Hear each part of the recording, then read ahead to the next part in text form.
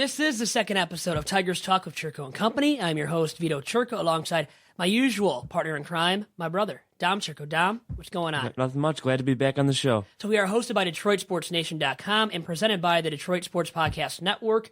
And John from Doc and Jock, once again, is joining us today. Always lovely, right? And great to have him along for the ride. So now let's start off this second episode, Dom, and get right into it, right?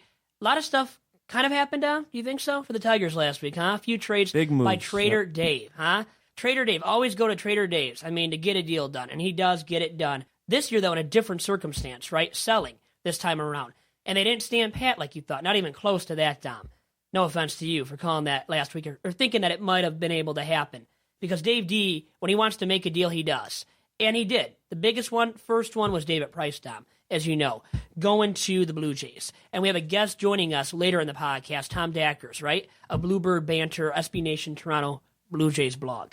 He'll be on to recap that trade, to look at how good Price and also Tulowitzki will be for the Jays down the stretch. A very good team out there in Toronto now. A team that should make the playoffs, right? For the first time, I think, since 93. It is for the first time, if they do make it, since 93. My birth year, by the way, guys. They went back-to-back. Yeah, they did. Very good ball club back then. Tigers have been good, kind of taking some time off to retool, right? Or what's the term right now being used? Reboot. That is the term. So let's first look at that Jays deal, right? David Price getting what the Tigers did. Daniel Norris being the axeman and the top prospect in the deal. How good was it overall-wise, Dom, in your opinion?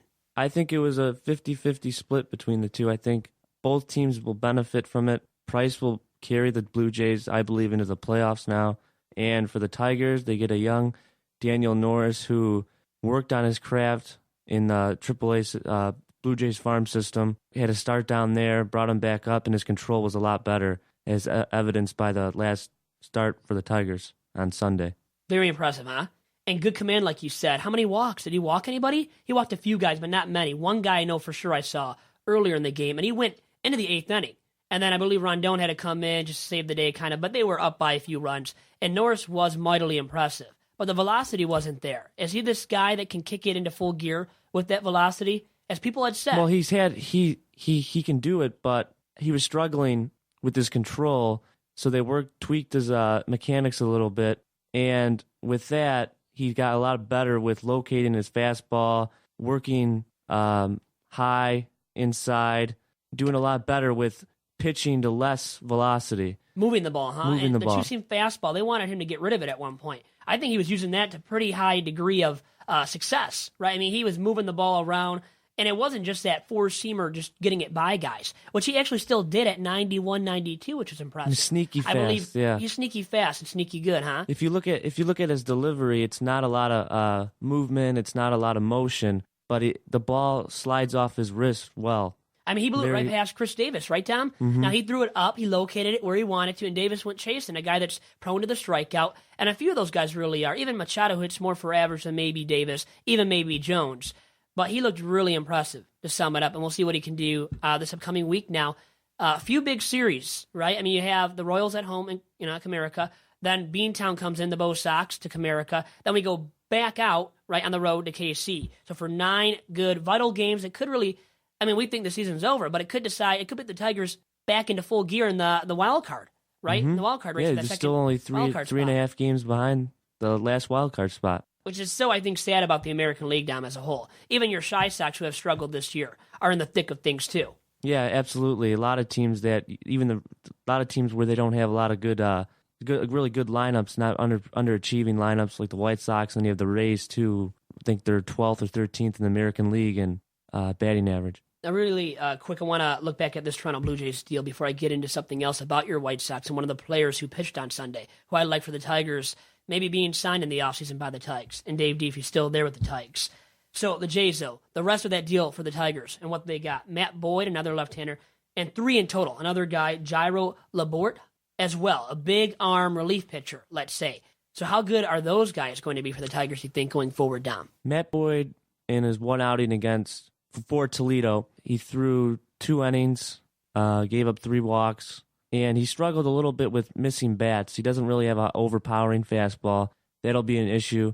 He could develop another pitch in his repertoire like a cutter. That'll help alleviate the high contact for batting average and balls in play which could be high. In his one outing in the majors, actually had a couple starts, but the outing against the Red Sox wasn't very good. He didn't get a batter out, and he gave up 7 earned runs. So there's a lot to work with there, but he can develop into a 5th starter or a relief pitcher, right? Just like Gyro Labort. I love that name, the Gyro. Can he throw the gyro ball? I don't know. No, he's a big guy, yeah. He came from the Dominican Republic, 92, 93, works on a downhill plane, good sinking action. We'll see what he can do. I think he's more of a starter type than a bullpen arm, from what I've seen. Flame-throwing ability, right? Like a Bruce Rondon, like a Joe Jimenez, who's also in the Tigers farm system right now. So I think he might be a relief pitcher, back end of the bullpen, if he develops the command and all that to go along with that velocity that he has right now for himself. Well, he was working 92, 93 in the low levels of the minors, and he was getting a lot of outs, and his whip was pretty good. A good indicator of potential is whip, especially in the minors. If a guy has a higher whip, he probably more than likely won't be able to start. He had a really good whip. It was like a 1.1 whip. If you can whip it up, you're solid down, huh? Whip it good. And then Soria, not a guy that could whip it good, huh? His peripherals, too, his FIP, fielding independent pitching, right? For what? In the 4s, I know that for a fact. So Soria got dealt, and you know what? I like the deal. How about the guy that they got on Sunday down? We talked about it on Twitter, and you just shook your head. Jacoby Jones, the guy did everything from the plate, hitting it out of the ballpark to what? Right, left, and deep center field. Dead center field, let's be more specific. This guy can bat, right? Now, he's only done it so far, for how many years? He was a 2013, I believe, draft pick of the Pirates. So only for a few years. And he's not a top prospect. For a guy that we just got to we took a flyer on, he's not a bad guy to take a flyer on, to sum it up, right? Mm-hmm. No, yeah, he's a good asset to have. You could also flip him for more players, more depth. And he's big down, right, as well, for a shortstop. Yeah, he's a big shortstop, very athletic, LSU guy, powerful, too. He's wiry frame, but he's very powerful. In one game, he had the 3 home run game there, 1,000 OPS so far. That's not too bad, huh? Not at all. Get that, he might be an all-star. Forget about Iglesias, ship him out. Or you put, what if this guy really does become something of quality and he becomes a starter? Where do you put him? And they don't flip him for something else, which, Dave D always does, it seems like, too. Athleticism can keep you in the big leagues because with that, you can play anywhere. You see a guy like Ben Zobrist, Willie Bloomquist was like that, and other guy, utility players. I think worst case scenario, he's a utility player that can play anywhere. Because you can still trade him for something because he has worth as a utility guy, such as a Bloomquist. And it seems like Jacoby Jones can hit the ball a little bit better, too.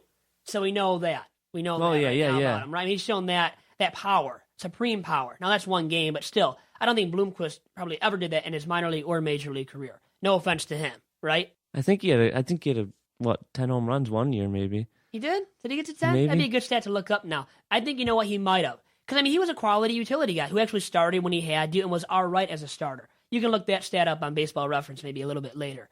But first, let's get your opinion now on Cespedes. That deal, getting Fulmer and Sessa, the Sessa man. So, what do you think about that deal? How good of a return was it for the Tigers? I thought it was a good return. Fulmer, I really like. You can bounce him into the rotation. Joel Sherman tweeted out that Fulmer reminds a lot of scouts reminisced about Garrett Richards back in the day when he was in the minors. So I like him. He moves the ball in and out. Sessa's another guy who played shortstop, middle infield, converted to a pitcher. There's still development there. The learning curve will be a little tough there. I don't know if they'll ever translate to a starting pitcher or even a relief arm. Might we'll never see. be anything, but really the key piece was Fulmer. Right? Fulmer was. And as you said, Sessa is that developmental guy that you can work with, maybe develop through the farm system, and maybe trade him for something else once he develops into a top-line bullpen arm, or just maybe a middle innings guy. If he can be that, the Tigers could use him as well. So we'll see how quick he can get ready for the big leagues. But it's more about Fulmer and how they got him for Cespedes. And I wanted to go back to the Jays deal, actually, really quick once again before we get to the White Sox and my guy who I want the Tigers to target from the starting pitching standpoint in the offseason, Jeff Samardzija. The Jays, the deal Tigers got, 3 left-handers. Was that better than the return that the Reds got for Johnny Cueto? 3 left-handers as well for Johnny Cueto. What's your opinion about that? I like John Lamb better than Matt Boyd, but Daniel Norris is the guy that propels the deal in their favor because he's the frontline starter the Tigers replaced for. Right now, he's team control for a while. Price they weren't going to re-sign. That was a steal to get him. And now the Jays, you like it, though, from their standpoint, too. And we'll talk to Tom Dakers, like I said, of Bluebird Banter, of the SB Nation Toronto Blue Jays blog. And we'll see how much he likes it. Tulo is another guy that they got, remember. We'll talk about him as well with Tom.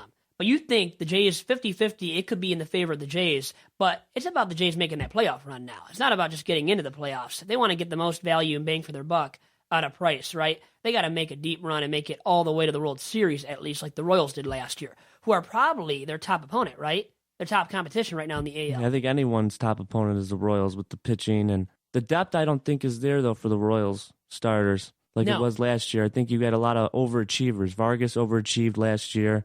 Ventura is dipped from. But his FIP, we looked at that. I know you have, if I have. It's not too bad, huh? And he can still throw the ball. So if he can really, bring up that velocity or that consistency with the velocity and the command going forward as that number 2 starting pitcher behind Cueto, that's a good 1 and 2. Then you have Duffy, right, filling the void at the number 3 slot. And then who else at number 4? Chris Young, maybe. So, Chris Young, Volquez. Not a horrible. Volquez is really the number 2 guy, excuse me. But Ventura really has more of that potential to be that number 2 or that ace. And maybe he'll pitch better down the stretch and be more that guy that you can go to, even in the place of, or ahead of Volquez. And Volquez can slide into the number 3 spot. And then you have a really deep 1 through 3 because Volquez has been so, mightily solid, right, this year as the number 2 and really as the ace for a large part of the season. Both him and Young. Cueto. And Young is that nice veteran, too. Sub 3.3 ERAs, both of them. Yeah, agreed. And the Royals and Jays, are those the 2 best teams right now in the American League, in your opinion, Dom, with the moves that have been made recently by both clubs?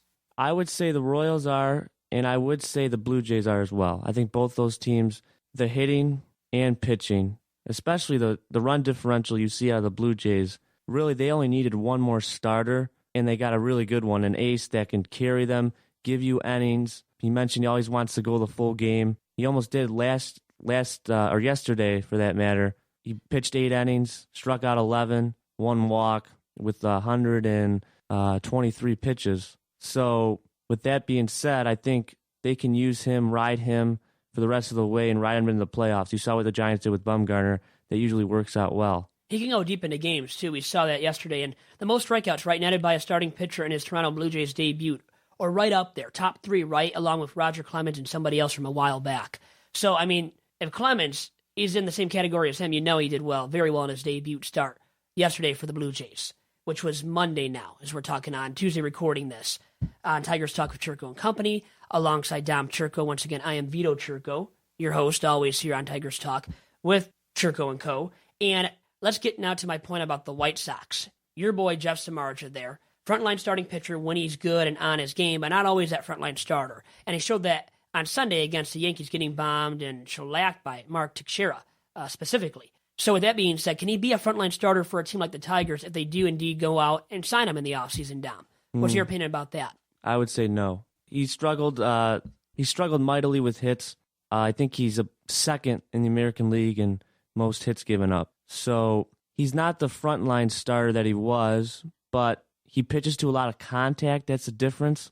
With that being said, he could possibly be a good inning guy for you. But he's not going to be that ace caliber starting arm. He can be it, here and there, but he's a number 2. Not like he was with the realistically. Cubs, yeah. Okay. And does he resign with the South Side of Chicago, or maybe go back to the Cubbies because they could use another starting pitcher, and we know that much as well about the Cubs? I think he'll chase money. The White Sox should really consider re-signing him because a lot of their other guys right now aren't. Frankie Montas, Carson Fulmer, those guys, higher level prospects aren't ready yet to be called upon. So they're gonna give him his money. Samardzija, try to re-sign him at least. They should, right? And see what. The thing is, you re-sign him for north of $100 million. I don't think he's worth that. Yeah, I don't think anyone will sign him. I don't think he'll sign for that much. I hope nobody does, right? He's not worth that. The thing is, will he get close to that, Dom? Close to $100 million. Maybe what Anibal Sanchez got a few off seasons ago when the Tigers re-signed him for 5 years at $82 million, I believe it was. I could see Samardzija getting that, and Samardzija's as young as Sanchez was at that point, I believe. So why not do it if you're the White Sox and you want to keep this starting pitching intact? Well, now he's north of 30 years old now. Okay, so I don't know what Sanchez was. I guess maybe the Sanchez was a little bit younger when the Tigers re-signed him, but they were probably about equal or even with the age factor being taken into account. And Sanchez got the 82 then. So I could see Samardzija getting that much down. I could see 75. Okay. For Samardzija. But if a team really starts bidding, these teams can push the price too for a team like the White Sox. White Sox might have to give $85 million, right, over 5 years to Samardzija, even though he's already, you said how old? 30 right now? Yeah, he's already north of over 30. I think he turned 31 this summer. He's a big arm that you want to keep if you're the White Sox. The Tigers, I think, will entertain the idea of going after him as well if it's for the right price. The thing is, the Tigers, they want to open up the books, but can they really, increase the budget, increase the payroll? Because the budget, I don't think, is as high as it used to be. So I think they're going to decrease from 175 or so mil, go to 150 maybe down. And that's the thing. If they do, they can't sign the big arms. Well, out there, the luxury tax hit them last year. They had to pay taxes back to the Major League Baseball last year, which they weren't going to re-sign Scherzer anyway during the offseason. So it kind of helped us alleviating the tax burden. And now, let's say they sign Samardzija, though, for some odd reason. They have him, Sanchez, JV, Pfister, and Norris next year. Can that contend? Can that be good enough to contend for a division title in 2016, Dom? Well, yeah, but that's... If you have the hitting. If they get all those guys, I'd be surprised. You'd be surprised. I know that, and I'd be surprised myself. There's 29 other teams. I know. You don't really think that Samardzija is even a possibility, huh? For the No, I think it's a possibility. What I don't think is a possibility is signing Pfister and Samardzija. I think Pfister will go for so cheap because look at his ERA right now. And I think Samardzija's value is decreasing because he keeps struggling and he's not consistent. And people know that at this point. He's not an ace, but for a team like the Tigers, he might have to be unless JV resurrects his career all of a sudden because who are you going to sign? Well, a guy like Pfister should stay in the National League. We see his... He's better off. Yeah, but he hasn't pitched that well, though. He pitched better in the AL with the Mariners and the Tigers. Now, that was in the younger part of his career at this point. And Pfister, I don't think, is that frontline guy anymore. He was a really solid number 2. He was like the number 4 for us. But now he's, I think, literally a number 4. And that's the thing. Can you get him for cheaper since he knows this ball club, knows Dave D, the organization? Would he take a pay cut? No, I guess that's a stupid question. I don't think he would. But would he sign for maybe a little bit cheaper? And maybe go for a cheaper cost because he is more of a number 4 caliber starting arm now. That's what I think could happen. That's why I think it's a possibility for the Tigers.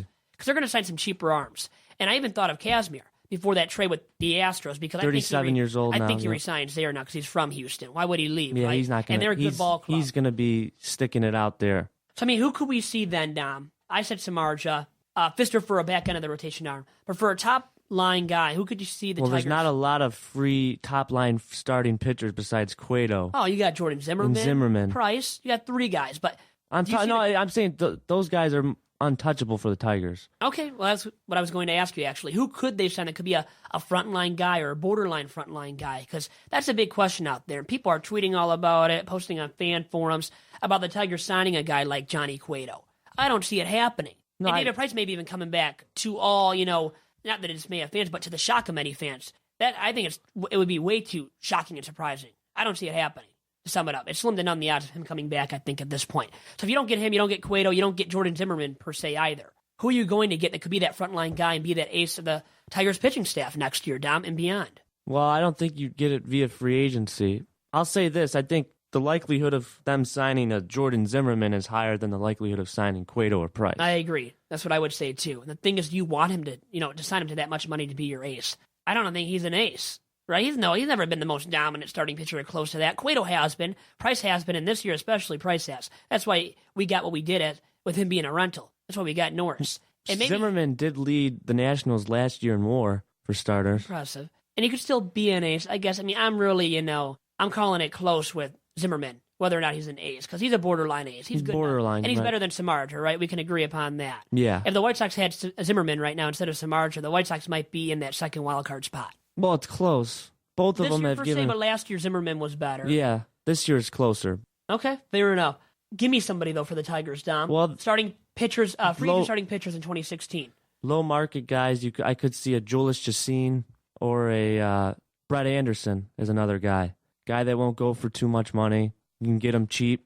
The guy that Anderson, top prospect in the Oakland A's organization. Good curveball, good mix of fastball and other off-speed pitches he has. He had the Tommy John surgery, but he's brought back his velocity a little bit. We'll see. And now the bullpen, Dom. I thought Soria maybe they could resign him to be the setup man to maybe Tyler Clipper, let's say, in 2016 and beyond. But now Soria's gone. They dealt him. Will he even entertain the idea of coming back, you think, Dom? I don't think so. Because they could still use a guy. I mean, they would be interested in resigning him. They would take him back as the eighth inning guy. Pittsburgh re-signing him. Really? The Pirates don't re-sign anybody, do they? But he might be cheaper because he's kind of struggled this year. He's older. He's not the same flame-throwing closer and executioner, right, that he used to be. He wasn't that this year, by the way, for the Tigers either. So really the return that they got, a guy that could be starting shortstop, right, one day, starting second baseman, whatever. It was a good return, and that's why we talked about that and said it was a good return.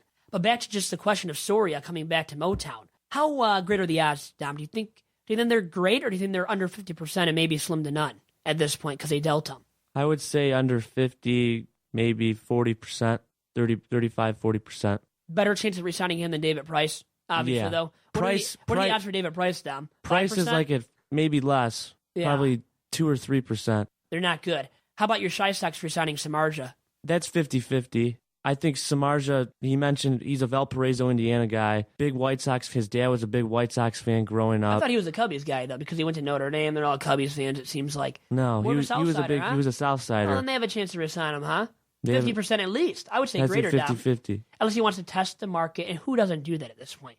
Is there any loyalty in baseball? In professional sports? There's not much of it, right? I think there's loyalty if it's the team that you started your career with. Agreed with that, Dom. And I could see Samardzija because of that going back to the Cubbies, because they're a contender. Epstein knows what he's capable of. Madden saw him to perform for a long time in the bigs. He's a veteran now. And he's not an ace, but you have Lester there, right? So he could be a number 2 and a very solid number 2. And he's younger than Lester, so he could be that ace after Lester is gone in Chicago. I'll say this, another thing. I don't think Samardzija spurns the Cubs or the White Sox in free agency by signing with a respective NL Central or AL Central team. So no Tigers, no NL Central club outside of the Cubs. So really, I'd be surprised. Is it 50-50 for the White Sox and the Cubbies? It's like one or the other, you're saying, Dom, that he's going to. I could see the Yankees giving him money in the offseason. But as far as other teams, you look at maybe who has a decent shot other than the Yankees, Cubs, White Sox. Absolutely. Are right there. And the White Sox because they have him right now. Because really, would they have a chance with him on the open market if he wants to go for $100 million? If they didn't have him right now, I don't think they would have a chance, Dom, because they're not big money. No. They're not really a big money club. Tigers really have been that in the AL Central. They might not be that either at this point. And the White Sox, signed some guys last year. Another interesting thing about the Tigers, if you re-sign Cespedes, he got paid $10.5 million this year, so you have to go north of that. Mm-hmm. And let's talk about that in a minute. First, David Price re-signing with the Blue Jays, over or under 50% for that happening. Beeston's gone after this year, their owner. So where does the big money go? Or do they lose? I mean, I think they're close to taking a cap hit with Tulowitzki being signed long-term there. I would say right now, under 50 for the Blue Jays. Cespedes with the Mets now, over or under 50% of him resigning there to play at the lovely Citi Field where hitters go to die, right? I'm going to say this Cespedes is interesting. He's Rock Nation, local. It's a New York-based agency. They also have a headquarters out in Seattle where Robbie Cano is. It's interesting because Cespedes going to New York, that could change his mind. I think Tigers were the team, without question, were the favorites to re-sign him in the offseason. But now the Mets, if they see how good he does, Alderson might open the pockets. Finally open up his pocket. There's a lot of sand and dust in those pocketbooks, right? They haven't signed since Ruben Amaro was there when he signed Angel Pagano. He was signing everybody, and it worked out for a little bit. It actually did. Minaya, you could say, was a better GM for the Mets, huh? He spent some money, or maybe the ownership was more willing to do it. That was Wilpon, then the Ponzi scheme happened, remember? Yeah, Minaya. So they were more willing. Alderson, I think he'll try to give him as much as he can. Well, Cespedes. They're good enough, right? Their rotation's deep, stacked. They want to be the next Braves dynasty, right, in the NL East. Well, you got the rotation 1 through 5. Now you need the hitters, right? Just go out and get the dang gone hitters. Cespedes, you have him right there. Resign him then, right? Yeah. Will they do it? You're saying it's above 50% then the odds. I would say about 55, 60%. How about the Tigers bringing him back to Motown? 40%. Okay, because Just the Mets now 50. you think have the better chance. I think the Mets have the better odds. Okay, very good, very good. And then let's move on really quick before we get Tom Dakers of SB Nation's Toronto Blue Jays blog, Bluebird Banter, on with us here on the second episode of Tigers Talk with Chirco and Company. Talking about the Tigers once again. We're always talking Tigers, right? And other Major League Baseball news and notes. But the Tigers for now, this year, contending for a wild card spot, Dom. How good are the odds of that? At, 3.5 games back? They've been 3.5, 4.5. If they win this series, win 2 out of 3, they could be 1.5, let's say. I don't even know. I mean, I'm not going to keep track and break down all the chances, scenarios with the division or wild card right now because it's so early, kind of still early in the season. Not so early, but still got 2 months to go, realistically speaking here. So with that being said, how good are their odds of making that second wild card spot, Dom? Over or under 50%? I would say it's about 30, 35%. And could, depending on how they do against the Royals, it'll probably decrease. Yeah, right. I mean, that's they might lose 2 out of 3 or get swept. The Royals are better. They're the best team in the American League, but in a With weaker American 57, League. they have Tigers have 57 games left, I believe. Good if you know. I don't know that. I don't do math. Yeah, so if they go, Sounds about right though. they play 500 ball the rest of the way.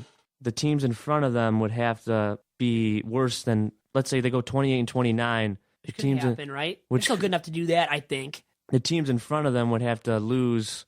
It's too hard. I think it might even be less than 30% because every team basically that they're behind, they're chasing would have to have a below 500 record, which is impossible. The Twins have to falter, but will they? They kind of already started faltering a little bit. Their bullpen's right not there, but their bullpen hasn't been as good as it was in the first half. Perkins has been the steady guy, but guys like Jared Burton, Aaron Thompson, left-hand reliever, those guys haven't been as good. But Torrey's still hitting home runs off of David Price. He doesn't care. He's 38, the oldie but goodie really in Minnesota, and he's that good veteran clubhouse presence for the Twins. Was for the Tigers, they're missing him a little bit, aren't they? Not a ton because they have some good outfielders, but he could still be that fourth outfielder bat, be that DH when V-Mart doesn't want to play, can't play, because they could have used him in the first half of the season. With that being said, I think so, Dom. What do you think? They could definitely have used him. Here's the thing. Their offense, as far as a fourth outfielder, they could have used him. But as a starter, you had JD out there. Center field, you could have used another guy to give Martinez a breather, add Hunter on the roster, and use him as a fourth outfielder, DH right? guy. Yeah. Very good. And when we get back here on Tigers Talk of Chirco and Company, we'll have Tom Dakers of SB Nation's Toronto Blue Jays blog. And that is Bluebird Banter. We'll be right back here on Tigers Talk of Chirco and Co.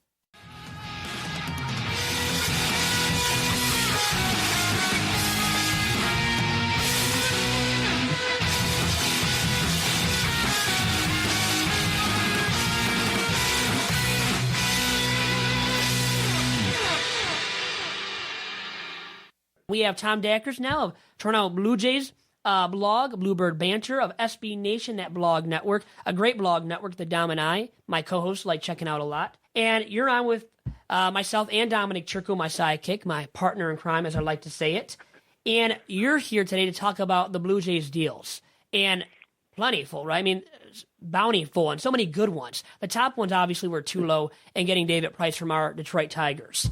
So with that said, let's start out with Troy Tulowitzki. How good of a return, getting him for the stretch run was that for the Jays? And then also talk about what they had to give up. How good was what they had to give up to the Colorado Rockies? Well, they gave up the shortstop that was playing before him, Jose Reyes, but that's a given. They needed to open the hole anyway. I love Jose Reyes. He is a great player, but his range had diminished, and he's been making errors at the worst times lately, and kind of the fans were turning on him. Some of the broadcasters were turning on him, and made it easier to get rid of him.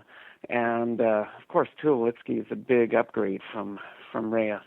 They also gave up a really good prospect, Jeff Hoffman. He was our first-round draft choice in 2014. He's got all the potential in the world. He's coming off Tommy John surgery. But he's back healthy, and Tommy John surgery is kind of a normal thing these days. It seems like half the pitchers in baseball have it, so nobody's afraid of it anymore. Hoffman's the one that I'm worried that we gave up. He's going to turn out to be a good pitcher, but you got to give up a lot to get somebody like Troy Tulowitzki. Tulowitzki, for us, his defense is so much better than Reyes was to start with. That's really going to help the team. And, of course, he's great offensively, too. So it works out really well. Well, Tom, quite the first game for Tulo, huh? And a Jays uniform, too. And then David Price, same thing. So solid yesterday in his Jays debut. All those Ks, and he looks great. And what do you expect out of Price now going forward for the Jays down the stretch here? Can he, catapult the Jays, atop the American League East and getting past the Yankees then for that division crown this year?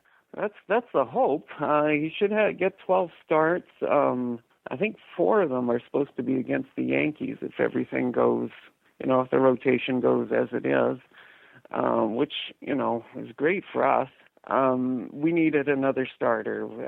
The team had been using Felix DeBrant as the fifth starter, and he wasn't good.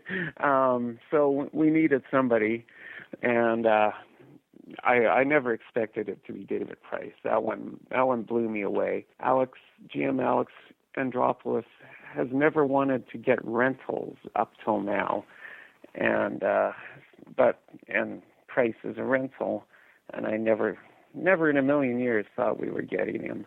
But if he can make 12 starts, and if he's anywhere close to as good as he was yesterday, I think he had 11 strikeouts. He didn't allow a hit his last 5 innings of work, a hit or a walk. He didn't allow a base runner for his last 5 innings of work, 15 straight guys put out, and pitched through the 8th inning. I think it's a huge upgrade.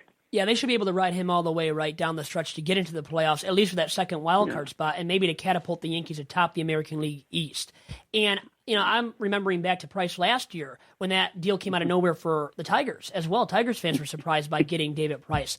And he wasn't really great, though, down the stretch. He had that last great start to the season when the Tigers won the division crown, but outside of that, he wasn't the greatest starting pitcher for the Tigers. He's been much better this year. But I still remember back to that when the Tigers got him, he was rocked by the Yankees, I believe. So, and now he's going to be facing your Yanks. I mean, the team that the Jays had to go up against a lot down the stretch here to win that division title. So hopefully he's better for you guys in Toronto than he was, to the south side of Toronto with the Tigers. So I hope that happens for you, Tom, by the way. You got a good pitcher in Daniel Norris out of that. So the Axeman, right? Daniel Norris is just terrific. So he's a really good prospect. He had some control issues. He started the season in the rotation, had a bit of trouble figuring out where the strike zone was, but they sent him back to the minors.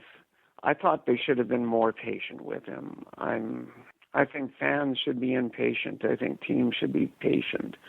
They went all winter long saying Norris is their guy, then he makes like 5 starts and Norris wasn't their guy anymore. And I thought, give him a chance. He's always going to walk a few guys. I don't think the control issues are ever going to leave, but he's good enough to live with that. And now, Tom, how about that command, though, shown by Daniel Norris in his Tigers debut on Sunday against the Orioles? That was mightily impressive, huh, out of Norris, who's been a guy that has struggled with the control, like you said, in the past. Yeah, 7 innings and just 1 walk. You're not going to see that too often out of him. He kind of throws cross body a little, and his release point disappears on him every now and then, but he's got enough stuff that you don't have to worry about. He can walk a few guys, and it's not going to hurt him because he doesn't give up a lot of hits. Now, Tom, how good will Norris be for the Tigers, you think, going forward into 2016 and beyond?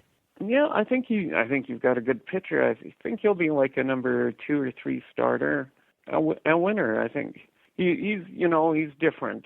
He's a left-hander. He's different. He lived in a van. He is one of the things you have to watch with him is he's a great photographer. If you follow him on Twitter or on Instagram, you'll see some great photography. There was a story last year during this spring training that somebody mistook him for a homeless person and tried to give him their spare, change because he had the lumberjack beard and he was living out of his van, and he looked like he had been living out of a van for several months. He's very eccentric, huh? He's very eccentric, Tom. I mean, that's to say the least. And a great photographer, like you said, very intelligent, very bright.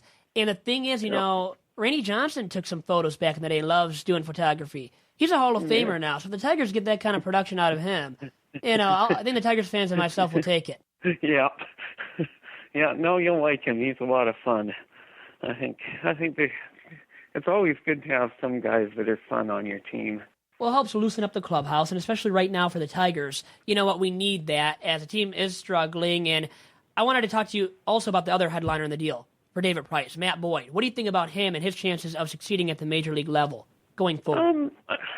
I thought Matt Boyd would probably be a back of the rotation type starter.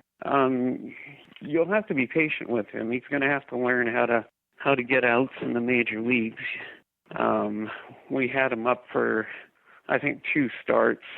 And one went pretty well, and the other one he didn't get an out. I think he faced like 8 batters and didn't get an out. But he's a good prospect. It's just whether you can be patient or not with him, whether the team will let him take his lumps for like 10 or 12 starts and learn how to get batters out in the major leagues.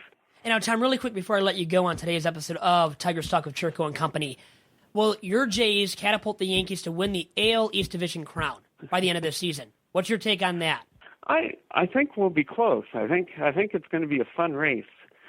We play the Yankees, I don't know what it is, like 8 or 12 times the rest of the way. So, and we're only 5.5 games back now. It's going to be a fun finish. If they don't catch them, I'm pretty hopeful about a wild card spot. So, but why not catch them? The Yankees have been amazing. You've gotten who expected Alex Rodriguez to be good this year? Who expected Mark Teixeira to be as good as he is this year? They've got a lot of guys that seem to be playing like it's a lot of old guys that seem to be playing like it's 2006 again, and have remembered how to hit. Their starting pitching's a little weak, and they lost their best starter to an injury just recently. So I'm hopeful that their good play will. I'm hopeful that the youth that the older guys have found will disappear as the season ends. That's the thing. Can the aging veterans really keep it up? I don't see that happening with Teixeira and A-Royd, as I like to call him. He's no longer A-Rod. He's A-Royd after all his steroid usage. So that's what I call him. Yeah, but man, this year, the Yankees were trying to avoid his contract before the season, and yet he's probably their best player so far. Oh, yeah, he's a key clog to the middle of that order, and now they need him down the stretch more than ever before. And with that, Tom, I want to ask you, where can we find your work online? Oh, I'm on at Bluebird Banter every day. This week has been great. With all the trades and stuff, our numbers are super, and it's been a lot of fun on the site. There's a lot of excitement with the Blue Jays right now. We sold out the game with that Price started yesterday. Price after the game said that it was the best atmosphere that he's ever pitched a home game in before. He's been so nice about coming to the Blue Jays. I'm really pleased. Yeah. Sorry, that Bluebird Banter. There's all sorts of stuff going on there. There's polls about all the trades, seeing what members think, and we have game threads and all sorts of stuff. Everything you can find, right? Every single thing about the Toronto Blue Jays at Bluebird Banter, the Toronto Blue Jays SB Nation blog. And with that, Tom Dakers, thank you very much for all your time on today's episode, the second ever edition of Tigers Talk with Chirco and Co. You have a good one. You too. Bye. And you can find Tom Dakers of Bluebird Banter, the SB Nation blog, at bluebirdbanter.com and on Twitter at Bluebird Banter. And with all that being said, Dominic Chirco, what did you think about what Tom Dakers had to say about his Blue Jays and those guys that were giving up for David Price? I think he made a good point about David Price, just his the vibe the fans got and how he liked the atmosphere. You got to remember, yesterday was a Monday, and they sold out. Usually a work day, so Canada's loving baseball once again. Loves their baseball, and yep. They should be making the playoffs for the first time since '93. My birth year, once again. I want to clarify and specify, I guess. So they should make it in. Can they win the division, though? As I asked Tom, he thinks they can. I think they can because I see the Yanks still slowing down. They're aging vets. Teixeira, A-Royd, as I like to call him, like I said to Tom. Tom, what's your take, though? Yeah, they're pitching. I don't like the Yankees pitching either. They don't have an ace. There's no Price there. There's no Sabathia's Price not the there. same. He's been washed up. Pineda, Tanaka, so-so, subpar this year, here and there. They're not consistent in that rotation, right? The hitters have been. The thing is, can the hitting keep it up, Dom, going forward? Do you believe in the hitting? There's no reason to not believe that. Teixeira's had a great year. A-Rod, good year. You have Ellsbury, Gardner, guys that are still hitting. I think Teixeira's, he's going to be up for comeback player of the year as well. As a guy like and Prince Fielder. And Prince Fielder and A-Royd, yeah. Who wins it, Dom, now that we brought it up? I think Teixeira will win it. His power has been much needed for the Yankees. they didn't have him in their lineup. And it's funny, Tom brought it up. They almost cut him, almost bought him out, right? They wanted to before the season started. Now he's this great clog in the middle of the order.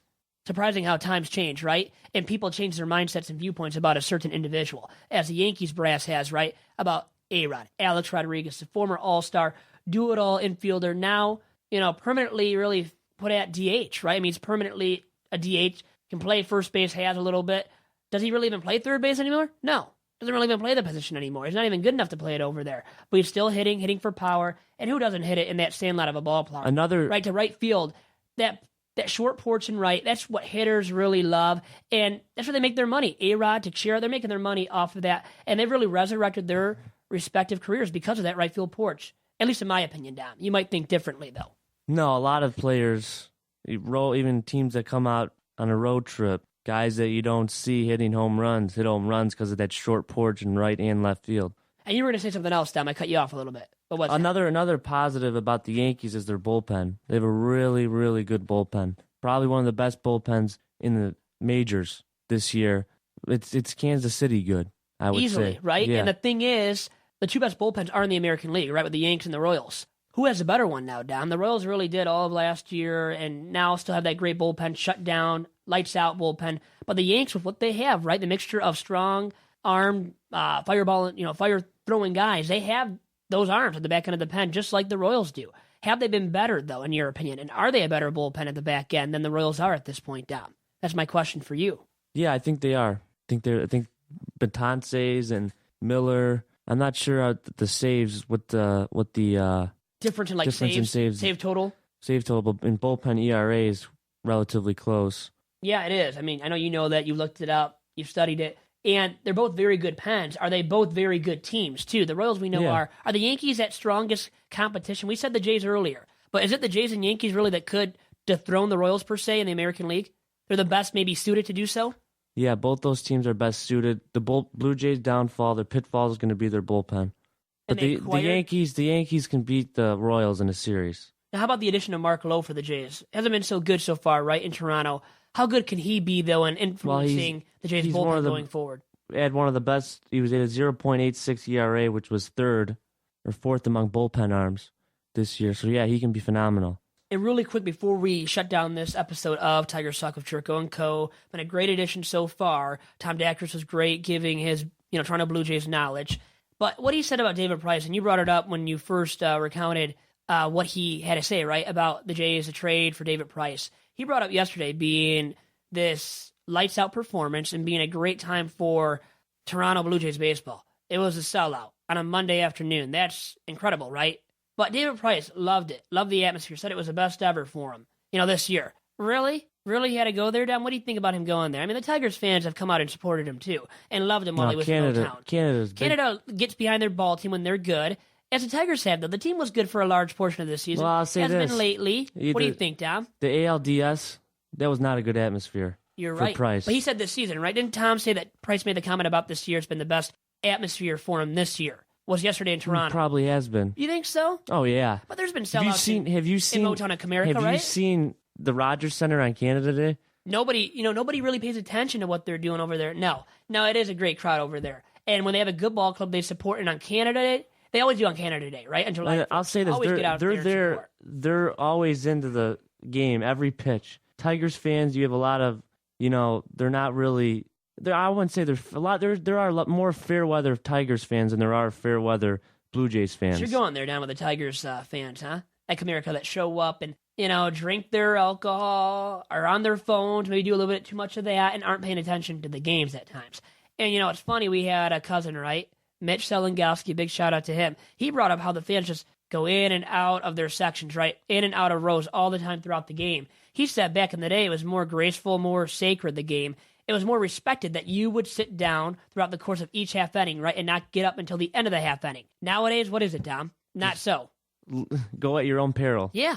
Everybody for themselves, right? And it's not a good atmosphere for watching baseball, I believe. Comerica, I think it was better when you could just move around and do what you wanted. Now, everybody and their mother wants to go, and they're not even paying attention. They show up just to be there, to be a part of the crowd, to be cool. They're not even watching the game or even know anything besides for maybe one player, and that player is Miguel Cabrera. That's it. Another thing about the Blue Jays, you have fans everywhere in Canada. When they're on the road against the Mariners, there's probably a good 10 to 15,000 Blue Jays fans that go to Safeco and support the Blue Jays. Well, the Tigers fans, I'll give the Tigers fans this. Not from Ontario either. But they do travel the Tigers as well, so I can't say anything about that. And I'm not going to bash the Tigers here. I'm a Tigers fan myself. No, I'm not. And we shouldn't be doing that, Dom. Joking. But you do like to get at the Tigers a little bit here and there, and I think you have a point here. I wasn't trying to. I was you just have a point. Comparing the Blue Jays and the... I would say for any franchise, really, the Blue Jays have really diehard fans. The Yankees are like that. The Jays deserve some credit, huh? And they're getting that credit right now from you, Dom, and they deserve it because you know what? They're going to show up the rest of the way this season, too, for David Price. Each and every single star. And even for a guy like R.A. Dickey, Mark Burley, all those guys. And I wasn't knocking the Tigers You weren't trying to either. knock the Tigers fans. Okay, let's just make that clear. You weren't trying to do that.